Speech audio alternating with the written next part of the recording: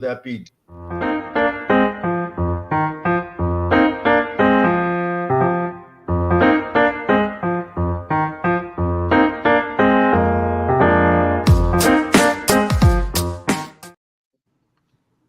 All right. Yes. No commercial? You know what? Actually, I think we should do one. Okay. Apologize. Sorry. That's so professional. Hi, I'm Eric Sabri, your Wayne County Treasurer. If you're living in the home of a deceased family member and you're facing property tax foreclosure, the probate process can be helpful to you. If you file a probate petition and notify our office, the foreclosure proceedings will be halted during the probate process. Contact us at 313-224-5990 or email us at taxinfo@waynecounty.com. We're here to help.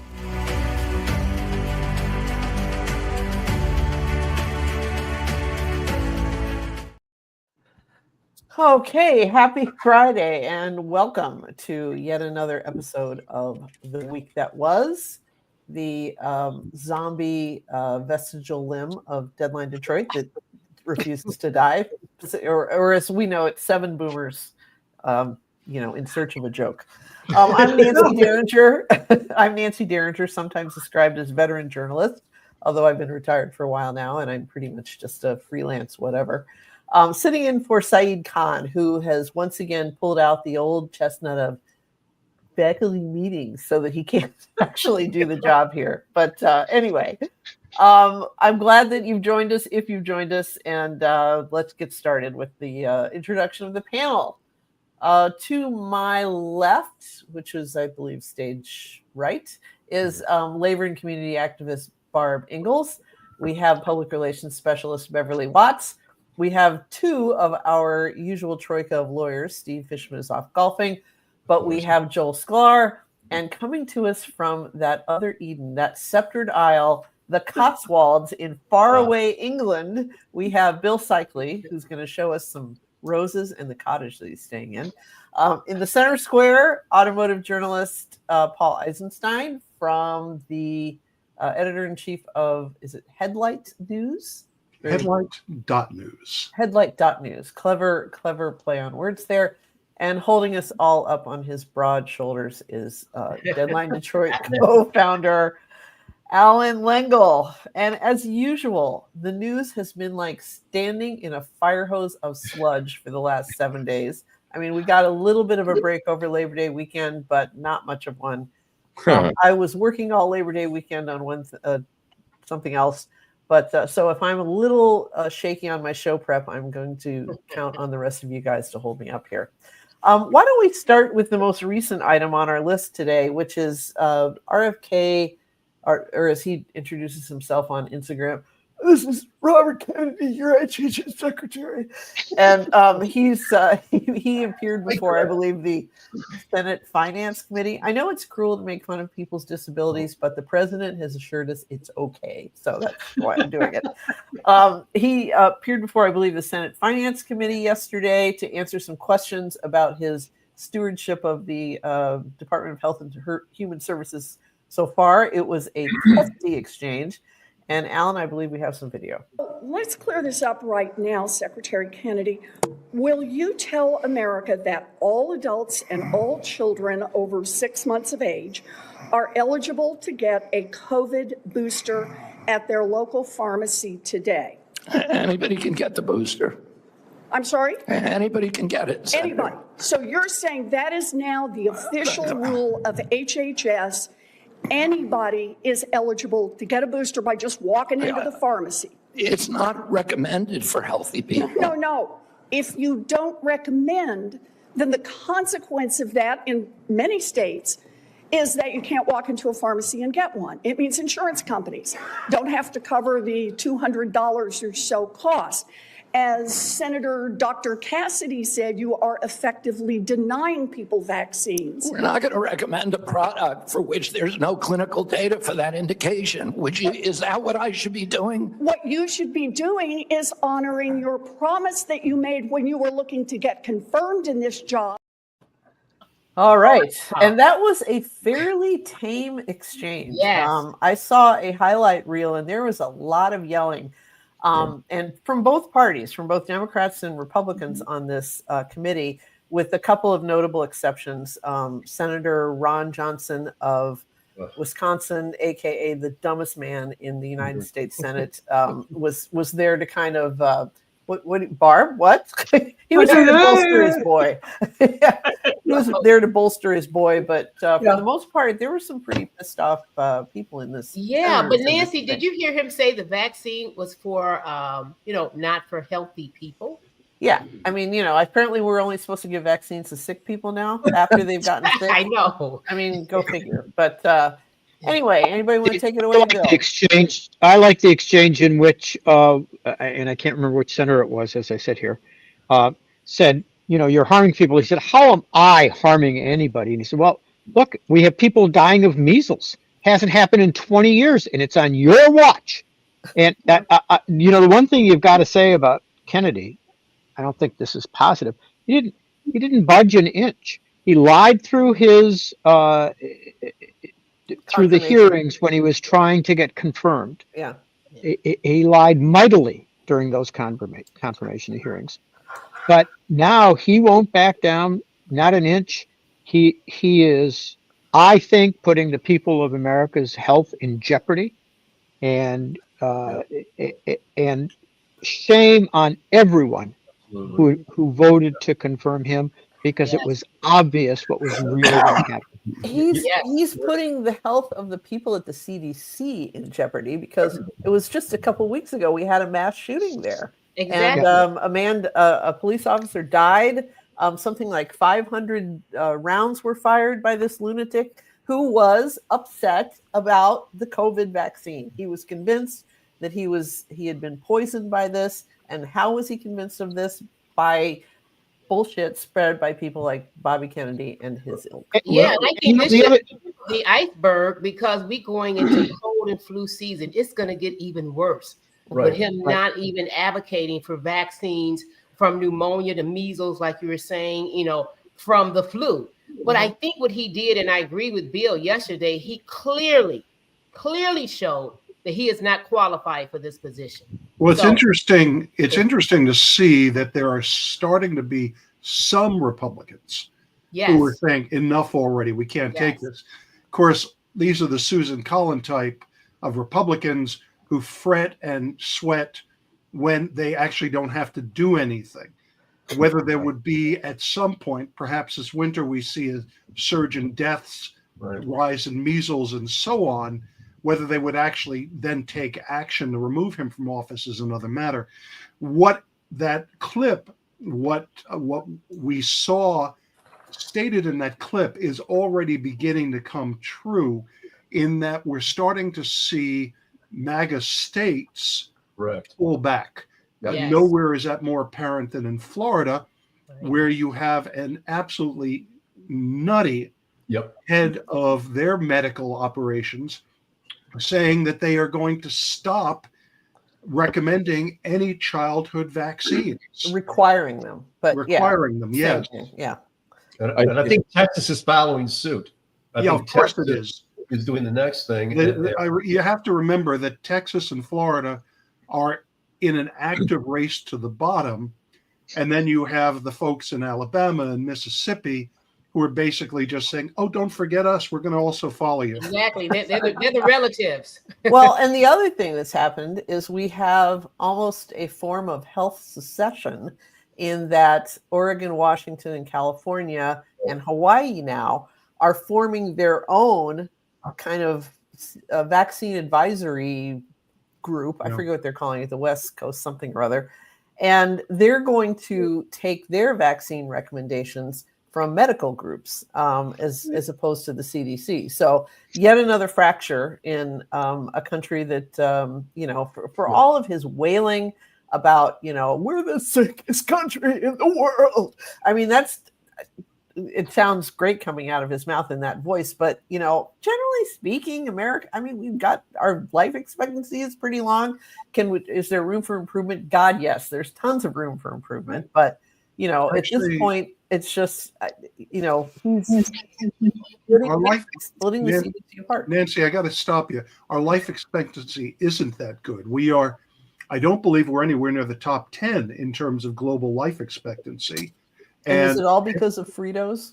It's interesting to me. I have actually seen a few healthcare professionals who like some of what he's doing, and you surprisingly, polls show that his MAHA, Make America Healthy Again, is connecting with many people in the public. It's actually probably has a higher poll rating than does Trump, because a lot of people are upset about a few of the legitimate things, and I say a few legitimate things that he's worried about, namely the additives, food additives. Right. Yeah, right. And I mean, I think that I think Paul's right, and I think that if you talk to really some of the longevity experts in this country, one of the things they're going to point to is highly processed foods. Right. Highly processed foods the American life expectancy has actually gone down a bit the last couple of years, but I think most people attribute it to highly processed food. The other thing I wanted to say is, the most amazing thing about that clip to me, Alan, was when he said, "There's no evidence to back it up. Is that what you want me to approve?" No, I just want you to listen to experts and not fire them if they say something you don't want. Right. Because that's what's going on. Well, the lack of access to health care in this country, excuse me, I sounded like RFK for a second there. The lack of health care access in the United States is also killing us. And it's getting harder and harder to do it. And that's one of the reasons, even in England, where they are doing everything they can to dismantle the NHS, they still have a better shot at it. Right across the river in Windsor, people are living longer because they can go to any doctor they want. All the bullshit about waiting lists clearly has not tried to get a primary care appointment in the United States, even if you have health care. There's a lot of reasons that Americans are dying earlier, and diet is one, but if you can't go to the doctor, you're not going to live very long. I just want to say, there should be some consequence to people lying at these confirmation hearings. Yeah. I mean, people are entitled to change their minds, but when it's clear they've lied just to get the confirmation, we saw that with Kash Patel, we saw that with Pam Bondi, vowing that they wouldn't, go after anyone on behalf several Supreme Court justices. Yeah, the Supreme Court justices and stuff like that. There should be some line where you say, you know what, you're subject to impeachment if it's clear that you lied just to get this job. And we're seeing it so often with this administration. There's just blatant lies during the confirmation hearing. Well, this is interesting because it kind of brings up something my husband and I were talking about today. And, my husband said, I think he's not long for this world. I think that Kennedy is going to end up being fired. But if there's one thing we know about Donald Trump, it's that he never admits a mistake. Okay. And it would have to be some sort of engineered exit where, Bobby says, I'm sorry, I've been offered a spectacular position somewhere else and I'm going to have to resign. But he's not going to get fired. I mean, there's no way.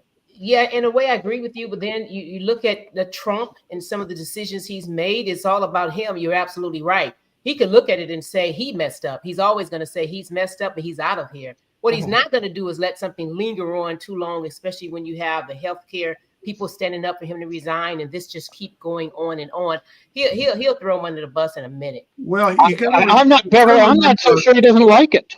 You've got to remember something. First of all, his policies align in some key ways with Trump, but there's a more important issue that is protecting him. He has mastered the art of brown nosing.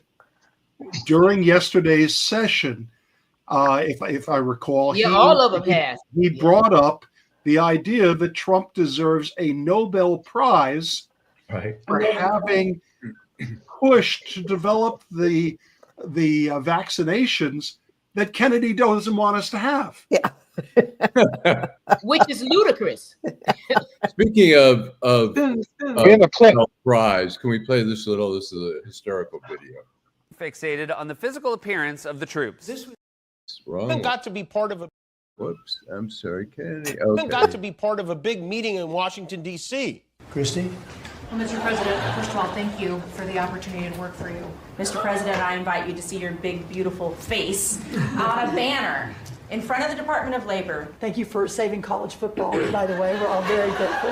You are the single finest candidate since this Nobel Award was ever talked about. Thank you very much. Mr. President, I want you to know sometimes when I watch you striding across the White House lawn so confidently, with so much masculinity, I'll admit it, I get sexually aroused. Thank you for breathing life back into my once slumbering penis. That was very well stated, The Nobel Peace Prize. Jesus. Nobel I mean, it's like, ugh. Before we let this go, I want to. You guys are all correct. American life expectancy is not that great compared to the rest of the world. I was thinking, generally speaking, if you make it past 70, you're into not quite into the postseason. I would say the postseason begins at like 80, 85, but still, it's you can have a good run if you take care of yourself. And the thing that I find most interesting and scary about the MAHA movement is they've got a point when they say, yes, we should be eating better. No, we should not be eating all these, highly processed foods. Cook for yourself more, cook for your children more, eat more vegetables. All of that is fine. But then you see these people, and it seems like every last one of them is peddling some kind of supplement. Let's do powdered. Let's turn dark leafy greens into powder, and then you can stir them into a glass of water, and it'll taste disgusting, but it'll be like eating 4 pounds of spinach. I mean, it's crazy, and I just can't. I can't get behind that stuff. I mean, I think if you just generally take care of your health, don't drink too much, wear your seatbelt, don't smoke, you should be, absent like really bad genetics or just a stroke of terrible luck, I think you'll generally be okay. No, Nancy, you're absolutely correct, because everything is about profit and a dollar. Yeah. And that's why I always say you got to do your own work. Government is not supposed to be your end all in everything. You got to have your own common sense. Mm-hmm. I mean, government doesn't have to tell me to eat more fruits and vegetables and drink more water and do a little exercise. Right. So, I agree, Beverly, but shouldn't that apply to voting too? For God's sakes, yes, a little common sense. Absolutely. Do your research and get out and vote. I mean, every day this week I've been at somebody's community meeting, and that's the whole thing we've been saying. You got to vote, especially to Detroiters. You got to get out and vote and do your research. This is not something that you can just skip over.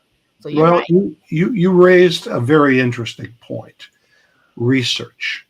And this is one of the biggest problems we face. You probably know I was one of the earliest publishers on the web. I started my first website, The Car Connection, in '96. And we had great hope for being able to use the web to provide clear and accurate information. Right. It's anything but.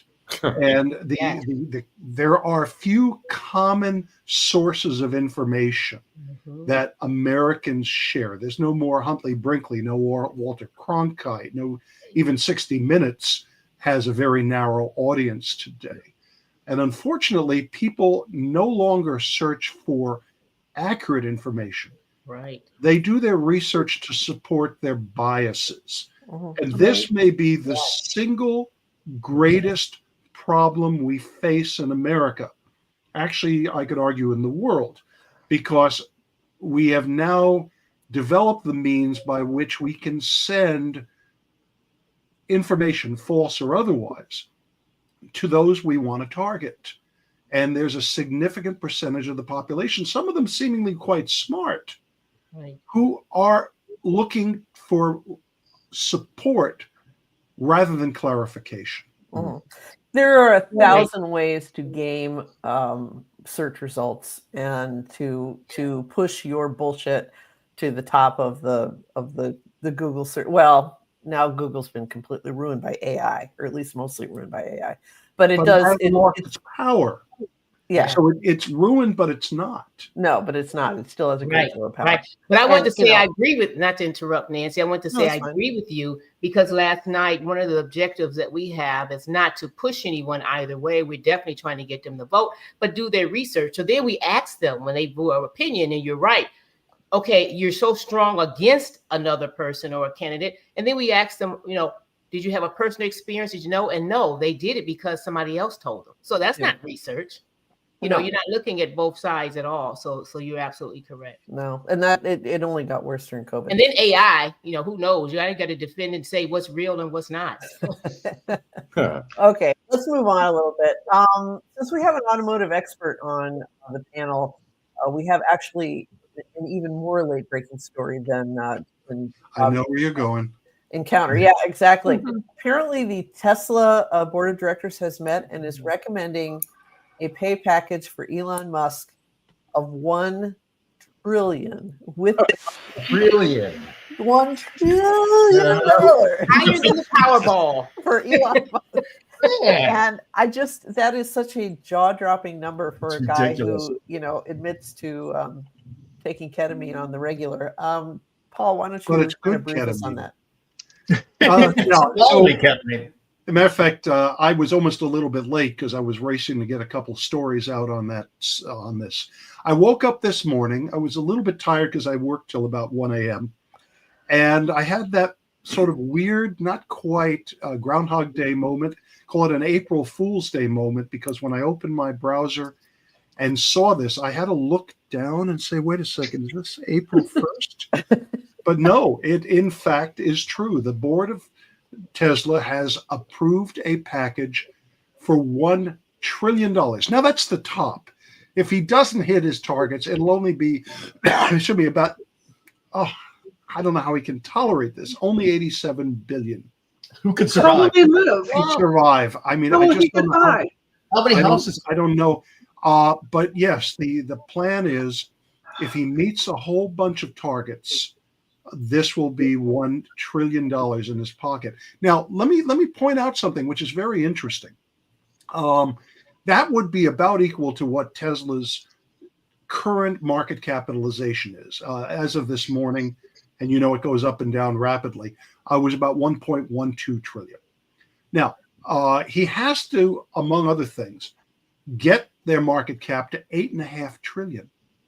And here's the interesting thing. It ain't going to get there selling automobiles. If anything, Tesla is getting it in the neck from more competition, slowing sales, ironically, due to Trump, and the fact that typical EV buyers now hate Elon Musk.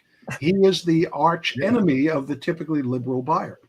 What Tesla has to become is no longer an EV company.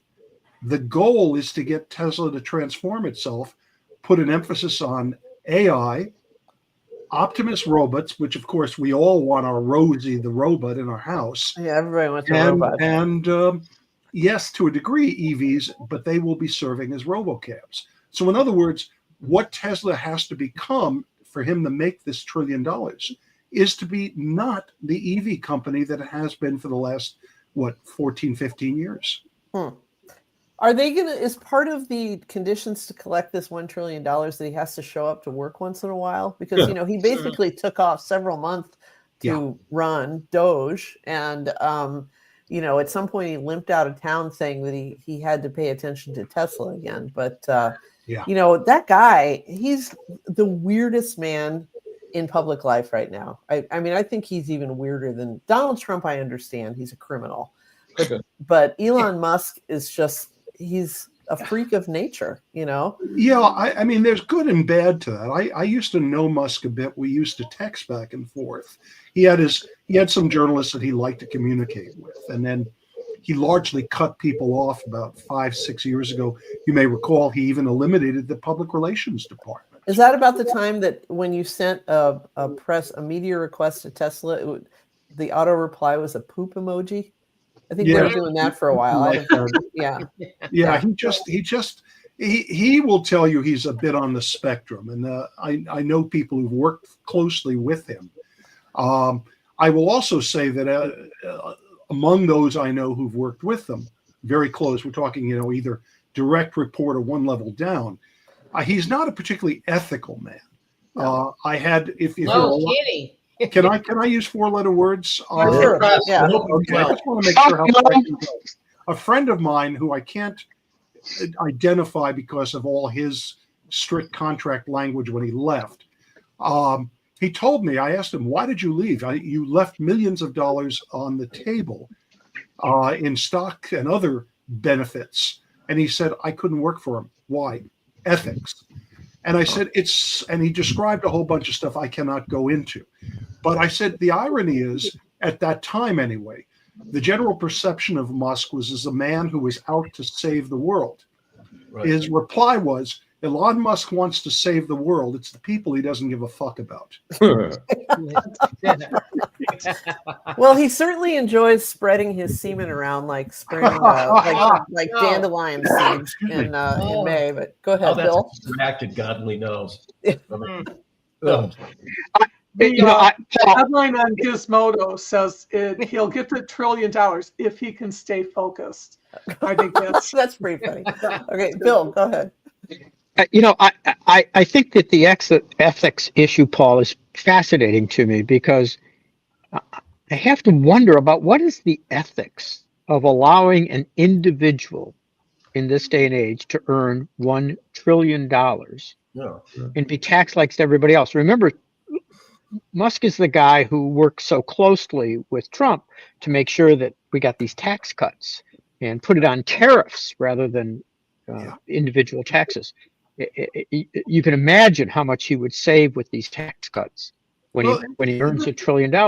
But what are the ethics of an individual in this country having $1 trillion and not paying a substantial portion of that in taxes? Not only does I have to ask the question: at what point do we see, as we all know, politics can do weird loops? And we've seen a lot of the folks who should be voting traditional Democratic go over to the right, to MAGA, in frustration and being misled. At what point do we see the left and that MAGA right come back together because people start finally getting it through their head that the oligarchs have completely taken over? I was seeing some numbers yesterday about the percentage of wealth that has gone to the billionaires. And this takes things to a new level. This would be equal to what? The top 15 or 20 billionaires combined. At what point do people realize that they're being sold out, quite literally? And maybe there is pressure to have some sort of restrictions on ultimate wealth. Yeah. Well, it was interesting. I mean, it wasn't all that long ago, the 50s. I guess that is a long time. That's a long time, huh? Well, to individuals, I'm in England, and the historical context is very different here than it is in the United States. It's dramatic. I'll share some of that later, perhaps. But it was in the 50s that Eisenhower, a Republican, a very conservative guy, said we've got to pay for the war, as we spend it, and had taxes in excess of 90% for anybody who had made over $1 million. You made over $1 million, your tax was 90% on everything over $1 million. And you know what? There wasn't a revolution. People didn't take to the streets. The country didn't fall apart, and we didn't have a deficit. Very interesting concepts. Yeah. But wasn't that the beginning of the what was the name of the group, the right-wing group that ended up with Barry Goldwater, ended up with the John Birch Society? John Birch Society. Birch Society was born in those days. Yeah. Because they were like, they couldn't do anything about it, but they were outraged. And I mean, they, the idea of sharing that money. I mean, if you look at we're going to probably talk about it later, but the suggested tax on fun that Detroit wants, that the city wants to levy on sports events and music events, they want to add a little tax on it. I thought it was. Tell me more about this. Like I said, I've been in and out of the news this week, so. Okay, so there's a tax has been proposed on all entertainment within the city of Detroit, and that means. What if you don't have a good time? What if the concert? We cannot have a good time because, and then on Faces or Facebook, which is always fun. Somebody said, "Well, what if we just hear me out? What if we tax the Dan Dilliches and Dan Gilbert what they should be taxed?" And people lost their minds. Well, they worked hard for their money. Mike Gilbert's ate every single damn pizza until he was a billionaire. Come on. No, nobody else ever works hard, you know. So Nobody else works hard. And you know, you always know that the idiots are going to pop up in the comments, which is why you should never read comments on anything in newspapers or anywhere else. But people just piled on the idea that our precious billionaires who are there for us all the time. So enjoy your extra $3 for a Tiger game that you can't afford per ticket that you can't afford anyway. You know what they want to charge? $3? I think something like that. It's stupid. I mean, I'd be okay with $1. I mean, when you look at the concert tickets these days, I mean, just an average seat, like see a comedian at the Fox is like $80 or whatever. So if $81, nobody would be like, you know, but it starts $3 starts to be a little bit more. Do you think Olympia Entertainment really needs that extra dollar? No, I don't. No, they don't need it, but the city. That's who's going to get it. The performer's not going to get it. Well, the people that work at the Fox aren't going to get it. The people that work at Tiger Stadium aren't going to get it. This is why the Detroit Jazz Festival is a great event, because it is the one big music event in Detroit that anybody can walk in and not pay a dime. So there we go. It's true. Trying to raise some money to keep it that way. So keep it free. Anyway. So okay. So well, anyway, since we're back in the local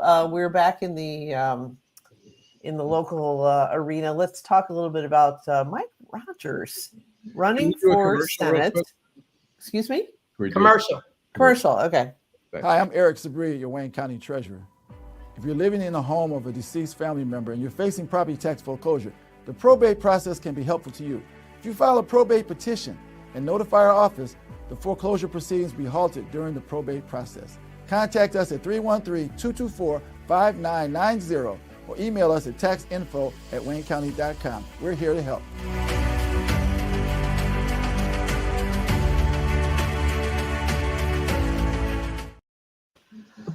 Okay, I'm always glad to know that Eric Sabri is on my side. So, anyway, Mike Rogers running for Senate for the seat that's going to be vacated next year, I believe, by Gary Peters. Yes. Kind of dropped this in the middle of, I don't know, maybe he just needed to grab a headline or something, but he said that Mike Duggan should ask Donald Trump to send the National Guard to the city of Detroit to fight crime, to essentially do what all of the mayors of the city. Well, I was going to say the mayor of DC seems to think this is a good idea, but certainly not the mayor of Chicago, certainly not the mayor of New Orleans. He believes that we should send the National Guard into the city of Detroit to fight crime. And certainly not any legal scholar. Excuse me?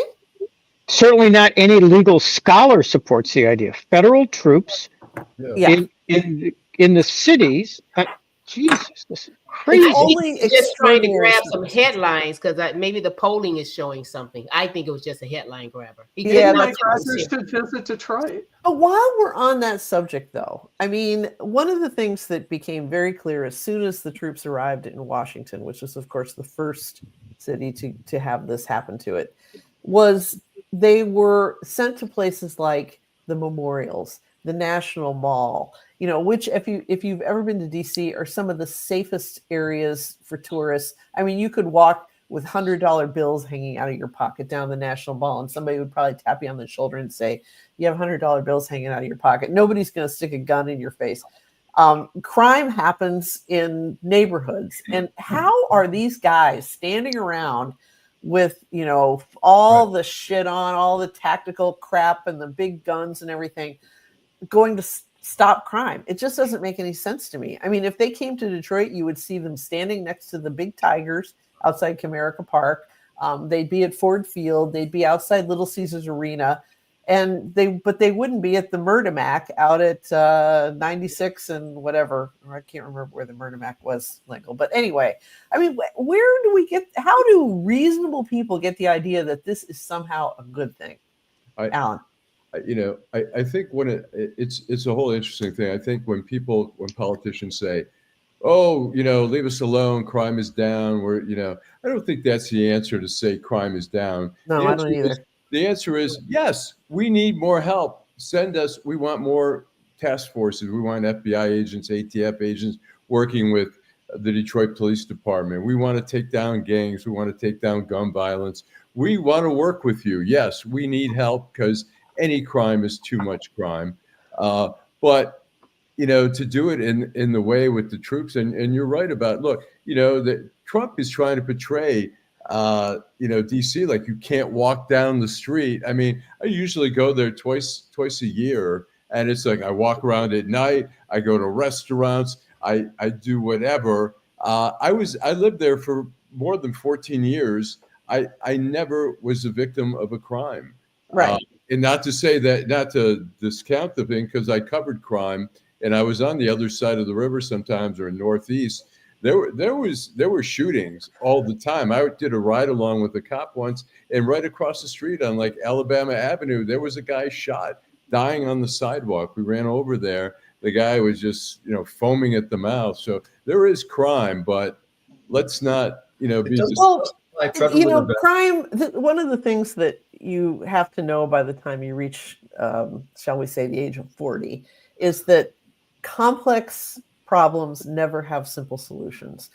If you want to reduce crime, you have to intercede almost at the level of infancy. You need kids that have enough heat. You need, houses that have enough heat and cooling. You need schools where they actually take an interest in each student. You have to have jobs. You have to have alternatives to joining gangs, to hanging out on corners, to selling drugs, whatever. And that's not something that just happens, with a guy with a big lunk holding a flak, in a flak jacket and a rifle. Bill. And everybody knows that, Nancy. Yeah. Everybody knows that, which is evidence that they don't mean it. Right. Of course. The fact of the matter is Trump sent these troops in for show. Yeah. It's the same reason that the Navy blew up a boat that allegedly had drugs on it, headed to the United States off the coast of Venezuela. Mm-hmm. I mean, tell me that they couldn't have boarded that ship. Of course they could have. We wanted to make a point. He wants to be a strong man, and he's doing everything he can to prove that he is.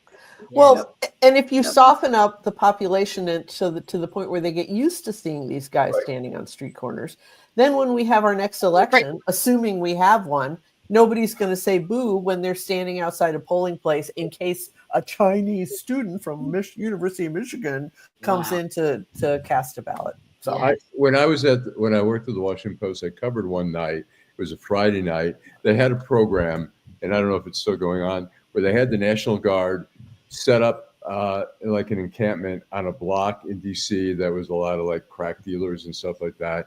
They'd put up floodlights. Kids would come out for one night. You'd see the dope dealers at the end of the block, just kind of hanging out, not doing anything.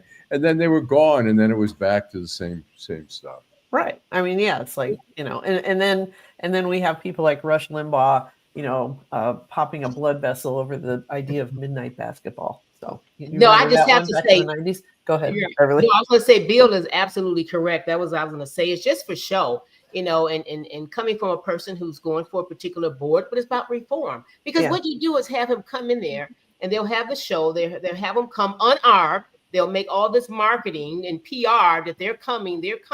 But if you really, really want to solve it, and I agree with you too, Allan, crime has been up not only in Detroit, I believe in certain areas, one-on-one, but across the nation. So everyone does need more resources, but what they need is collaboration.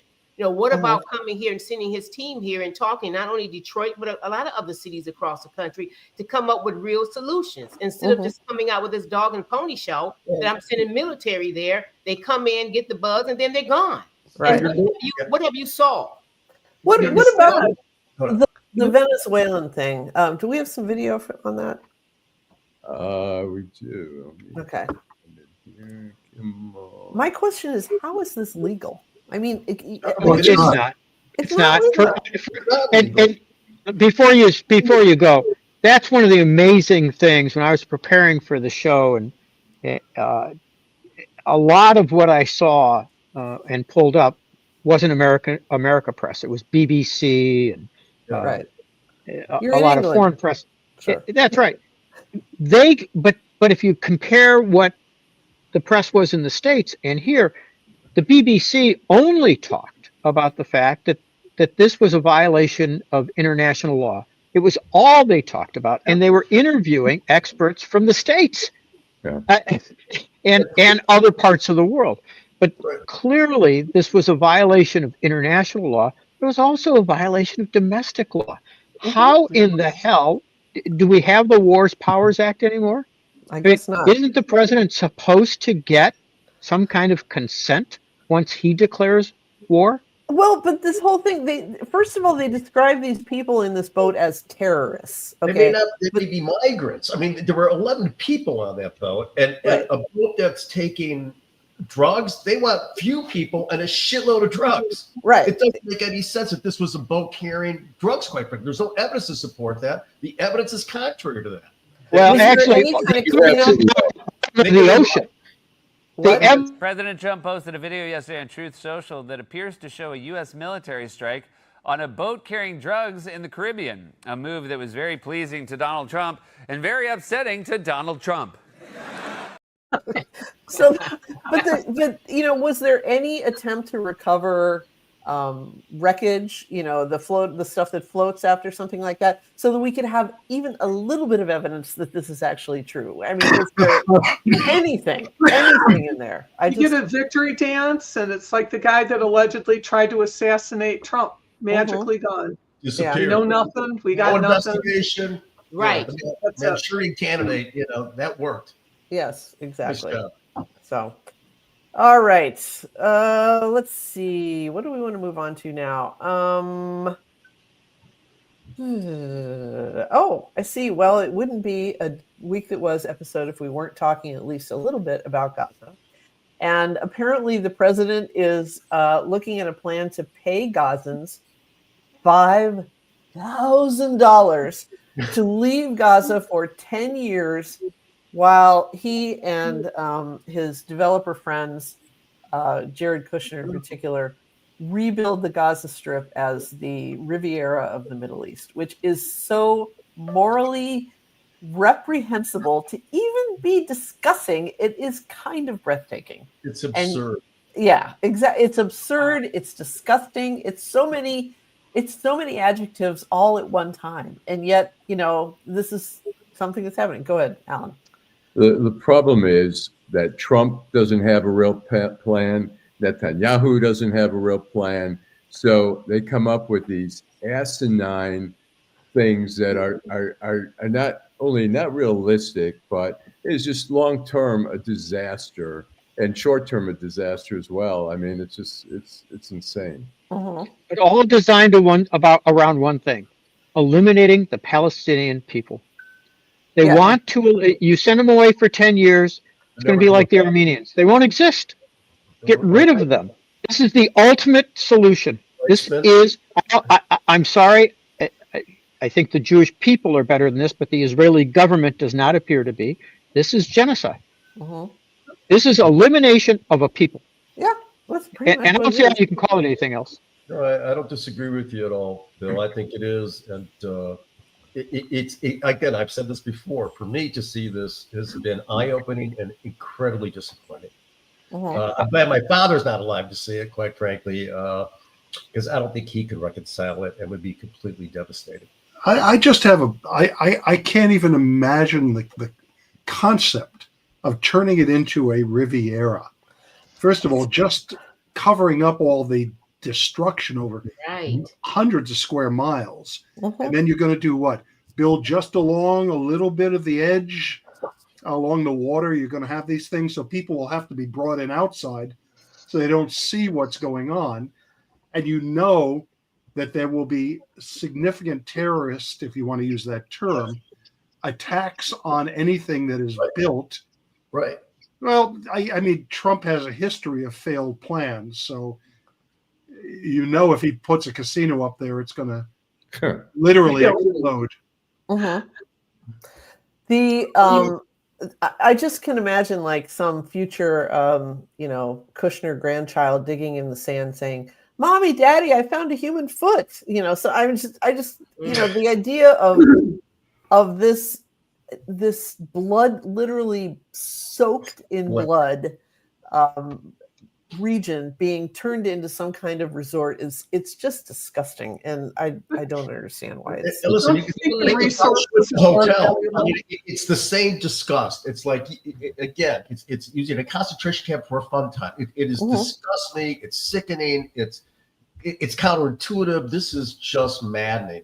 And I think, again, these statements are just distractions. They're just to get us talking. There's no reality to that. But it's all about profit. It goes back to the same thing: money, money, money for the rich. And Joel, I'm not so sure that this is just talk. I have become absolutely convinced that the plan at least between Netanyahu and Trump is to remove the Palestinians from Gaza. Whether it's for $5,000 each, or whether it's to push them out and make other Arab countries take them, or whatever it is, I think they're going to de-Palestinianize Gaza. And that is genocide. It is getting rid of our culture. It is getting rid of our people. It is disgusting. And people, at least the general population of the United States, doesn't seem to be very bothered by it. But the European nations are, and I'm not so sure they're going to stand for it. I agree. I agree. Being over here has become enlightening to me, Joe. Correct. And I appreciate it.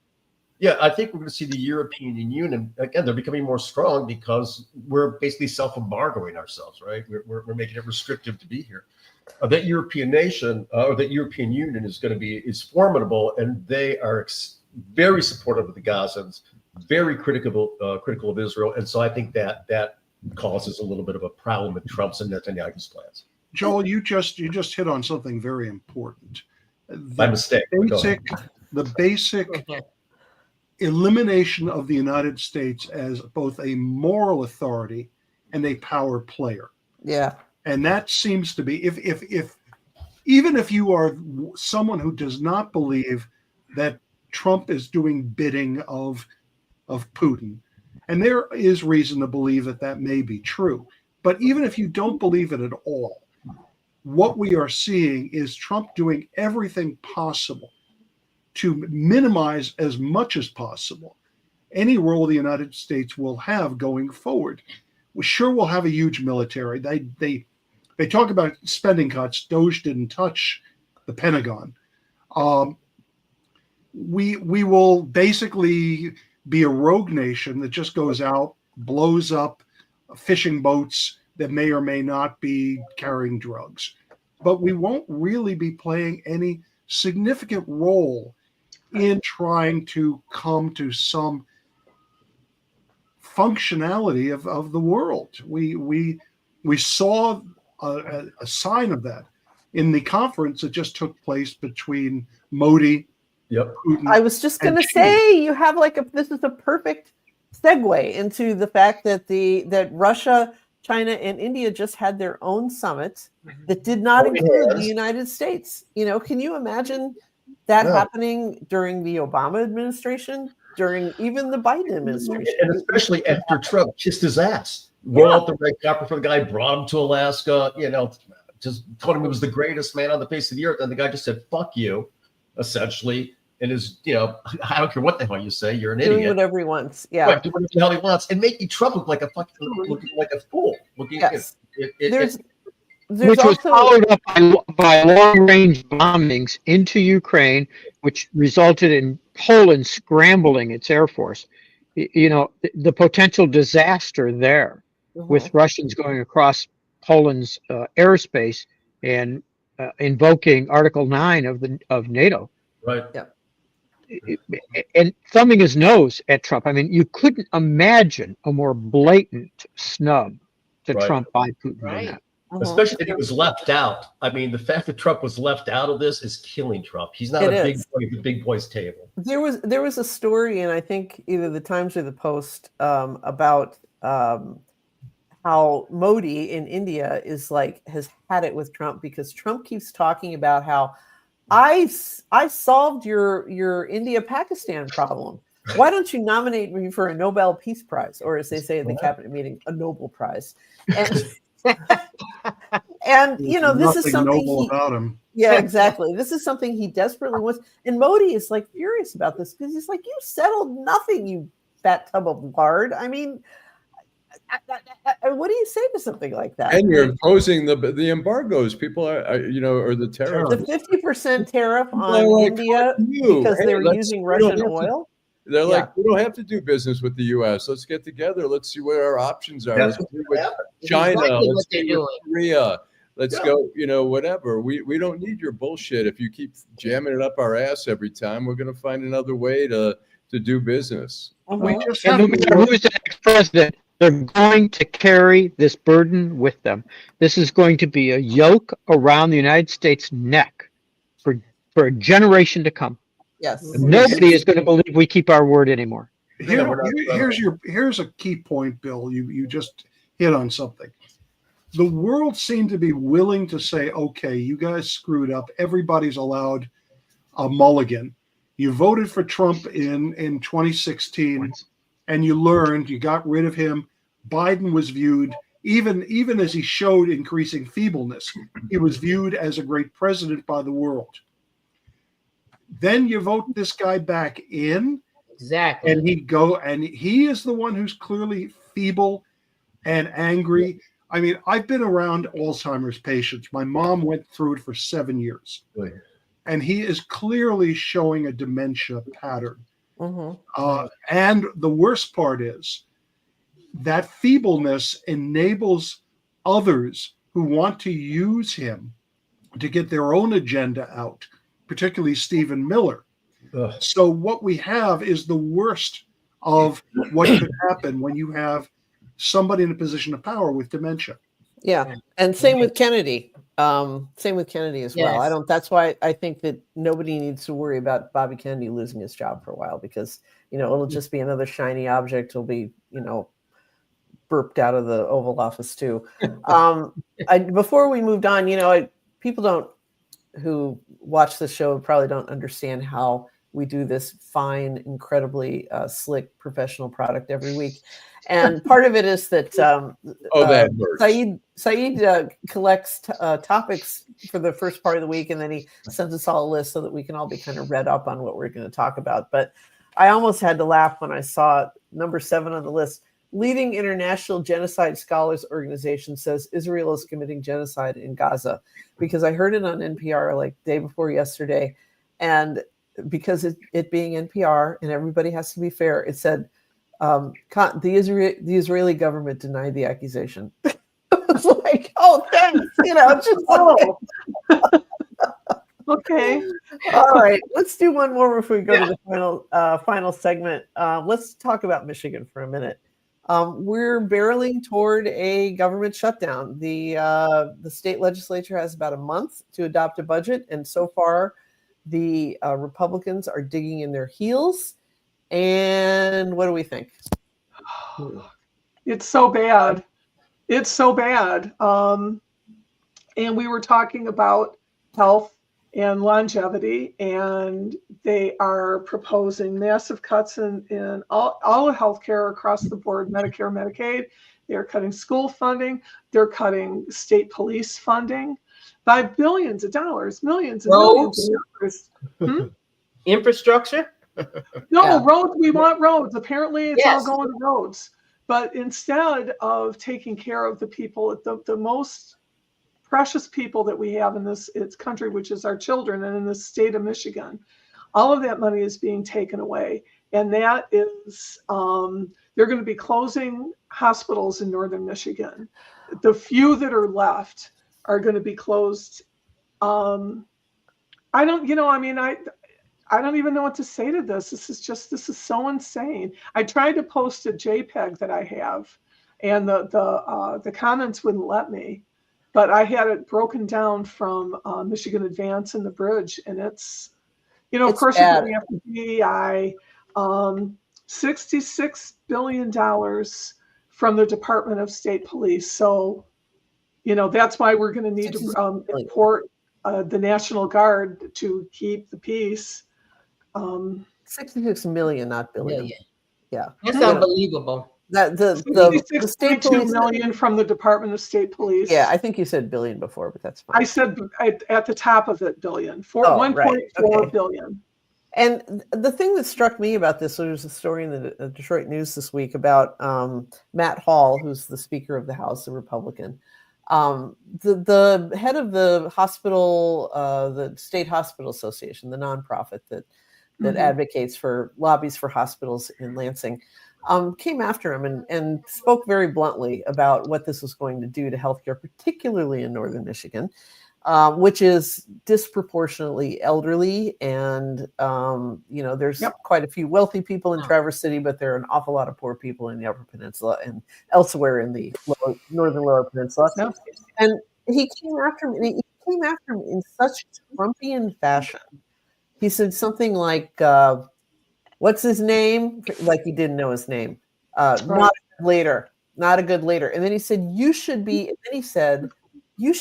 thanking us for giving you what we're giving you. Another Trumpian kind of trope that he does. It's amazing how these single A players, are trying to get to the big leagues by sounding exactly like the big boss, with his dementia and but then they're cutting, just like Barb said, they're cutting all the funding in a massive amount to the healthcare, but then on the national level you're not even pushing vaccines. I mean, it's like, what are you trying to do? Just kill all of us off, especially the poor and middle class, and not even the poor. Middle class, anyone's not a billionaire. We just want you to go. Okay, and Bill? you're on your own. You're literally on your own. Bill. Saeed and I have one thing in common.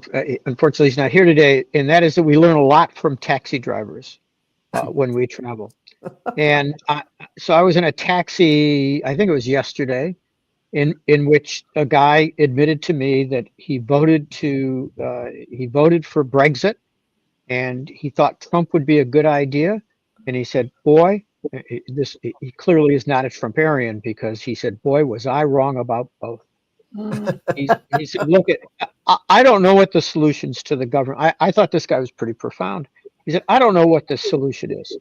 Everybody feels overtaxed. We're paying too much in taxes. Everybody agrees on that. But, this Trump guy, he's very mean-spirited. These policies are not just aggressive. They're mean. He's a mean man." Cool. And I said, we agree. And he said, I've only in the last year only driven 2 Trump supporters from America. And he said they were both mean and they hated Biden. Look, I mean, I thought Biden was kind of old and he was kind of feeble, but I didn't think he was a mean, vicious man. And Trump is. I thought Trump voters only went on vacation on Carnival cruises and to Disneyland maybe. But first of all, I thought the exact same thing, but the number of Americans in the Cotswold is amazing. I mean, last night we were at dinner in a restaurant and there were 4 tables in our area. All 4 tables were from the States. So there are a lot of Americans that come here. It's a maybe big they're the only ones who can afford it. So all right. Alan, I think it's time to go to our final segment. Downtown Detroit, Robert Wells, Schmuck of the Week. A surfeit of schmucks, as always, this week. Who wants to start? Paul, do you have a nominee? Oh, I've got to give the highlight to Elon Musk this week. Total lack of sensitivity. I'm hoping that the numbers are so big that maybe it finally gets people to say there is a limit to how rich people should be. I think that's fair. I once heard an oligarch joke about 2 Russian oligarchs that were at a party, and one said, "Sergey, that is a beautiful tie that you're wearing." And he says, "Oh, I got it at Hermes in Paris, and I paid 400 euros for it."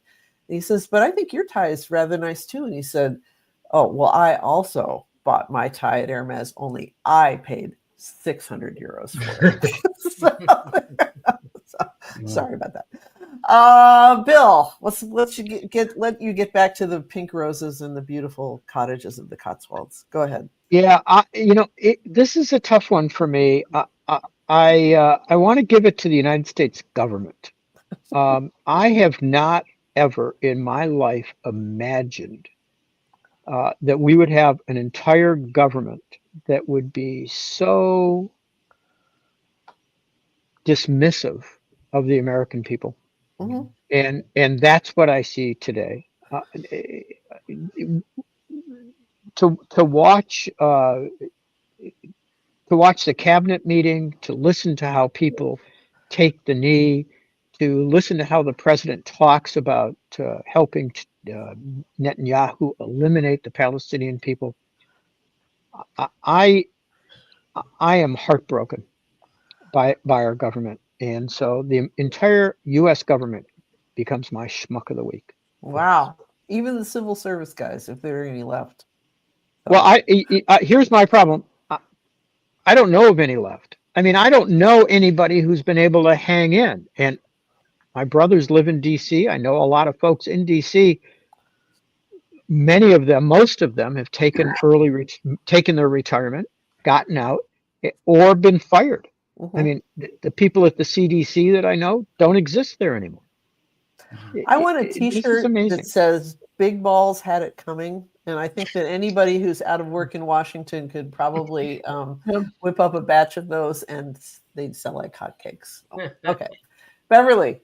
Yeah, of course, I agree with you, Bill. Mine is, of course, RFK Jr. for all the obvious reasons. I listened to some of the hearing before the Finance Committee and just completely discussed it again.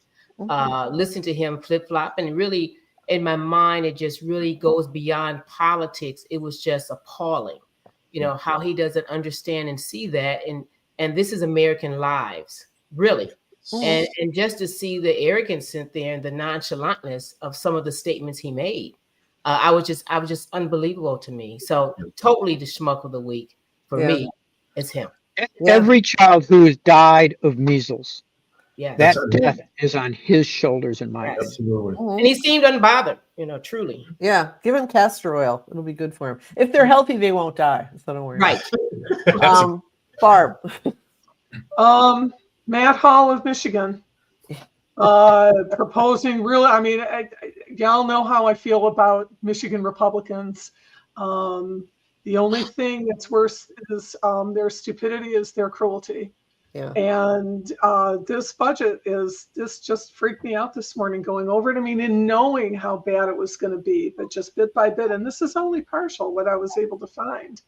And they don't care. They don't care. They don't care about our resources. They don't care about our children. They don't care about our health. They don't care about anything but not taxing their friends. And they're, kissing Trump's ass too. Kissing Trump's ass, kissing Betsy DeVos's ass. Yeah. Sure. That family is our own Trump. Her brother Eric Prince of Blackwater probably has a great deal to do with the troops being sent into ICE and all of these. But Republicans are really a pox on our nation, and Democrats are right behind him going, well, we're really getting sorry, and we don't have to be so You're ignoring our norms. Unfortunately, I'm working on a PowerPoint on that, and I'll be ready to roll that out at the conference. We just have to get along somehow. So but in his fat, ugly, cruel glory is Matt Hall, and that's my schmuck this week. All right. I'm going to go with the states of Florida and Texas for getting rid of all mandates for childhood vaccinations. That's insane. Childhood vaccinations are one of the miracles of science, modern science, and saved countless lives, including mine, I'm sure. We don't get polio, no measles, all that's going to come back, and it's going to come back harsh. It's going to take lives, and I don't know. It is so anti-science and so anti just facts that there is something else that animates this. I don't know if it's ideology, some visceral feeling. I don't know really what animates us to move, or these states to move to the dark ages where they know we're going. So this is, again, I can't understand the reasoning for it. So they're my schmucks. They're exposing all of us to danger. And it's going to happen. I mean, germs are going to do what germs do. Diseases are going to do what diseases do. They're going to grow. They're going to spread. They're going to impact. And it's on this administration, all of them, and these Republican governments. And how ironic is it that basically the success of vaccines has led people to believe that these diseases are no big deal because they're not even around anymore. Right. Nobody sees anybody in an iron lung. Right. Nobody sees anybody in a wheelchair from a disease. They don't see somebody blind from measles. It's just fucking nuts, and it's very scary because it's going to have an impact. Alexandra Petrie used to be a humor columnist for the Washington Post, and she left to go to the Atlantic a couple months ago. And she had a really peak Petrie column today in the Atlantic where she quotes the Surgeon General of Florida, Joseph Ladopo, I believe is his name, and who actually said when he made this announcement, who am I as a government or anyone else? Who am I as a man standing here now to tell you what you should put in your body? Who am I to tell you what your child should put in their body? I don't have that right. And then she adds, that relaxed attitude about bodily autonomy comes as something of a surprise, giving the state 6-week abortion ban. But this is America where you can do anything with your body unless there's a uterus in it. So there we go. Wow. Okay, Allan.